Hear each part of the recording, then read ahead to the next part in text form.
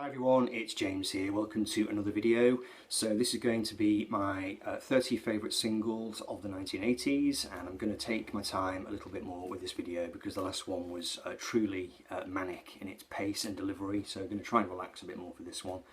So coming in at number 1 in my list, 1980, we have the fantastic pop single Turning Japanese by The Vapors, which was always a big playground favourite back in my school. Great pop single, great artwork, love it. This was a single that I thought, I could have sworn this was a 1970s single, and I had it in my list, but it turns out it was 1980. I don't need to say too much about this. This is Going Underground by The Jam. Fantastic stuff.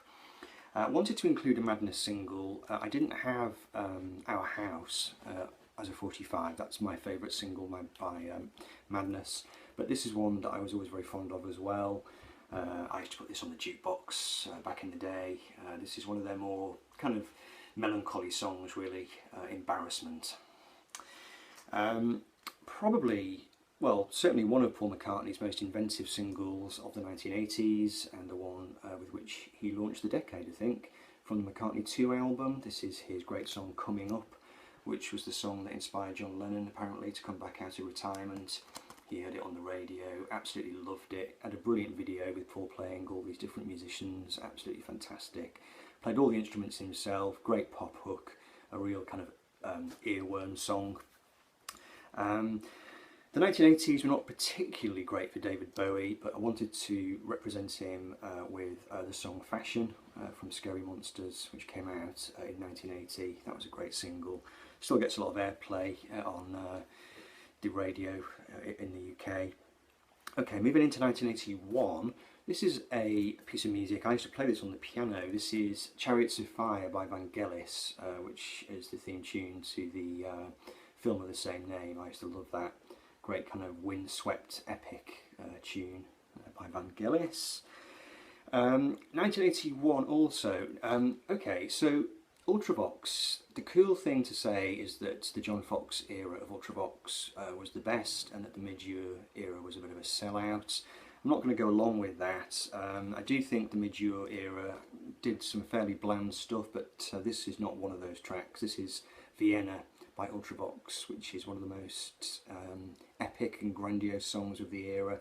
Always reminds me of being at a children's party the Christmas it came out, and it was in this kind of scary, it was meant to be a kind of haunted house on the outskirts of the village where I lived, and I seem to remember us all huddling around the fire watching Top of the Pops that evening, and there was something about the atmosphere of Vienna and, you know, that kind of dark video, which was absolutely perfect for that environment. Sums up a whole era for me, that really. Fantastic. This one, I was never a big fan of this guy, but this song did definitely appeal to me. Just the theatricality of it, and this totally colonised my school. You know, all the lads were into it at school.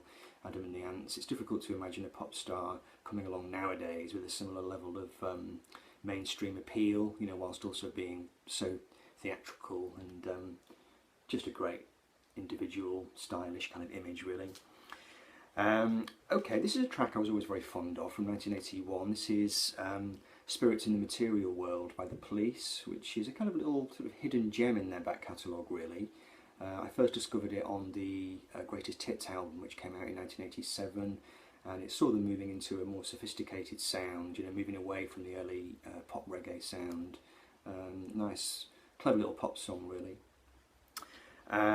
This was a track which I discovered about 3 or 4 years ago. This is Dennis Brown and Love Has Found Its Way, which is an absolutely beautiful song. When I first joined the VC, I entered a contest, and we had to show, it was Vinyl Collector James's contest, and we had to show records which made us happy, and I showed this one. I'll put the link down below. It's an absolutely beautiful track, so check that out. Dennis Brown. This is a guy whose music I've been getting into, his early music I've been getting into recently, and I really love his early stuff. I don't know a great deal about his later pop phase, but this is a single which I always enjoyed, bit of a kind of 80s MTV, you know, pop hit. This is Abracadabra by the Steve Miller Band. Okay, so Squeeze had many singles in the 1980s. This was not one of their most successful. In fact, it completely flopped. but it's a great, great single. When the Hangover Strikes, this is my picture sleeve edition. This was submitted to Frank Sinatra for consideration, and he decided not to sing it because obviously it's about a guy, you know, with an awful hangover, and they didn't think it was going to be too good for Frank's image. But it's a beautiful song, a kind of slow-burning torch song, really, with a wonderful guitar solo at the end, a slide guitar solo by Glenn Tilbrook, which is just absolutely sublime. So there we go, When the Hangover Strikes by Squeeze. A great jukebox favourite from back in the day, Van Halen and Jump. What can I say, you know, that keyboard solo is so instantly recognisable, and I still love to play that. It's always gets a room bopping, really. A slight guilty pleasure maybe, but I love it. Okay, this is an artist in a band that I never got particularly into, but this song really takes me back. This is Culture Club and Karma Chameleon. When I was at school, I had a science teacher called Mr. Griffiths, who was no relation. He was a little short guy, and he'd had polio, and so he had a limp, you know. He was a really nice guy, he was a good teacher, but at Christmas he totally surprised everybody by coming on stage. I think he had a band. It was the school kind of end of term Christmas thing, and he came on dressed as Boy George in full drag and sang Karma Chameleon for us, and it's still a memory which I have to this day. And, you know, on Facebook I'm friends with various people from back in my school days, and we still talk about it on Facebook. It's just one of those great kind of school childhood memories, Mr. Griffiths doing Karma Chameleon dressed as Boy George. Okay, so 1984, Trevor Horn absolutely ruled the airwaves with this absolute monster smash hit, Relax by Frankie Goes to Hollywood. Kind of grandiose pop conceit, really, just amazing whiz band production, and yeah, definitely a song of its era. As was this one, Grace Jones, Slave to the Rhythm, also produced by Trevor Horn. This one, 1 year later actually, 1985, again, widescreen, panoramic, pop splendour, absolutely brilliant. Okay, this is a band that I was never particularly into, but I did used to love this song, and also Lavender as well. This is Marillion and Kaylee, which is, it's a bit kind of tinkly. It's got that kind of 80s DX7 kind of sound to it, but I'm still really fond of that record. It's a nice song. This one, Richard McCook asked me if I was going to include any guilty pleasures in my list, and this is the nearest one I can come up with, but I'm aware that there are fans of this guy on the VC, so I don't want to offend anybody. Bryan Adams doesn't really have much cred in the UK. I think it was mainly because of that huge chart success he had with the Robin Hood song. This, I think, is the greatest song that Bruce Springsteen never wrote. It just has the most incredible atmosphere to it. The guitar riff, it's so atmospheric, it's almost Phil Spector-y, I think, and I used to pour change into jukeboxes back in my student days to hear that. Great song, great sound. Okay, so we are now moving into 1986 and another instrumental favourite. I used to play this obsessively on cassette when I was a teenager. This is Jan Hammer, or Jan Hammer, and Crockett's theme from Miami Vice, which it still sounds absolutely brilliant. I played it the other day and it has the most wonderfully rich sound. You know, given that it was completely synth driven, it has an amazing kind of analogue quality to it. Just absolutely fantastic. Okay, so we're moving through. This guy, I was never a big fan of this guy, but I love this track, Hot in the City by Billy Idol from 1987. This reminds me of when I first started to play the drums, and we formed our first band at university. We never actually ended up playing this song live, but we did rehearse it, and it's a track which I just used to enjoy. It was just another jukebox favourite. So there we go, Hot in the City. And again, I've never been a big fan of these guys, but INXS, I Need You Tonight just has one of the most instantly recognisable guitar riffs in it.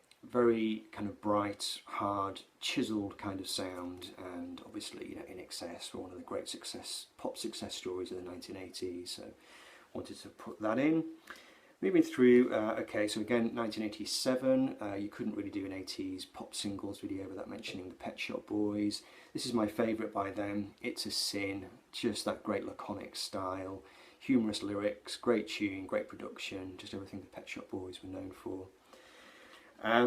Okay, so this, David Lee Roth, this came out in 1987, Living in Paradise. This kind of ushered in, I had a couple of years where I got really into heavy metal and hard rock, and this reminds me of being 16 and just stepping my toe into that world, you know. And it's still a great song. It was a great radio favourite back in the day. Still sounds great. It's got Steve Vai's guitar smeared all over it. Great fun. Okay, 1987, George Harrison made a miraculous comeback with his wonderful song When We Was Fab, featuring a very quirky video, Ringo Starr on drums. It was the most amazing comeback for him. He'd been out in the wilderness for about 5 years. All of a sudden he comes back, doesn't just come back, he comes back with this bright and bouncy pop hit. So that was pretty mind-blowing at the time. And then in 1988, I think, yeah, we had the Travelling Wilburys. So George was on a roll here, and this was the song that launched the Wilburys' career, Handle with Care, which they kind of wrote by accident really, and it's always been a favourite of mine. This is a band which should have been a lot bigger than they actually were. Let's see what the date of this one is. This is 1987, and this is Aztec Camera and Somewhere in My Heart. Not quite sure what happened with Roddy Frame and Aztec Camera. They made some great music. This is one, I think this was their biggest hit. Wonderful pop hook, great sparkly production, but they never really fulfilled their potential. They should have been huge in America, I think, but something happened along the way. It was lost in translation or something, not entirely sure, but that was a brilliant song. These guys as well never really fulfilled their potential. We're moving now into 1989. This is Fool's Gold, which sounds incredible today. It's got that kind of funky rhythm to it. I think it was quite influenced by Can, and if you hear this in a club today, it'll get you on your feet. It sounds amazing. Also from '89, I was going to show Free Falling by Tom Petty, but it was rather obvious, so I thought I'd show this one, which is another great song from the Full Moon Fever album. This is You're So Bad, which is on side 2 of the original vinyl release. Great song from Tom. All the songs on that album just take me back to the end of the 1980s, when I was just starting to become an adult really, you know, and they bring back great memories really. Tom Petty, much missed. Returning to the Wilburys theme, also from 1989, we have Roy Orbison's comeback song, You Got It. So George had When We Was Fab, Roy Orbison had You Got It, which was co-written by Jeff Lynne, Tom Petty. Fantastic song, absolutely brilliant Jeff Lynne production, great hook to it, and such a tragedy that Roy's career, his comeback was cut short. Obviously he died, you know, so he wasn't able to kind of enjoy his newfound fame, but that was a fitting tribute to the Big O. Okay, so I'm going to end with my favourite single of the 1980s. It's one which takes us back in time to 1984. I know this will upset Richard McCook because he doesn't like this band at all, but I've got to say my favourite single of the 1980s would have to be this one. This is Absolute by Scritti Politti. Not as good as the album version. The 45, the single version chops out a segment in the middle where it all goes into total synth wonderland, you know. But still a great single, has a brilliant hook, absolutely monster synth keyboard riff to it. Wonderful production, thick creamy chords, and a kind of sparkling day glow atmosphere to it. Quite an emotional song too. Love Scritti, love Green Gartside. Sorry Richard, but we do have to diverge in some ways, don't we? So here we go.